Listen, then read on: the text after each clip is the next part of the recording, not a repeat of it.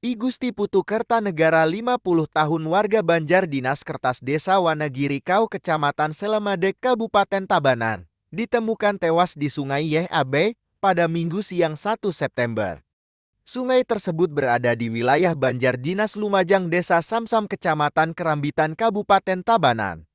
Menurut Kasih Humas Polres Tabanan, Titu IGM Berata, korban diduga terpeleset dari tebing dan jatuh ke sungai, lalu tenggelam dalam keadaan terluka. Hal ini diperkuat dengan adanya luka robek di wajah korban, serta darah yang keluar dari hidung dan telinga. Dari hasil pemeriksaan, tidak ditemukan tanda-tanda kekerasan pada tubuh korban. Di dalam tas korban ditemukan beberapa barang pribadi, seperti dompet berisi foto korban dan anaknya, handphone, pisau kecil berwarna merah, gunting kuku, uang Rp2.000, pelampung pancing, dan peralatan pancing lainnya. Selain itu, di saku korban juga ditemukan satu buah roti.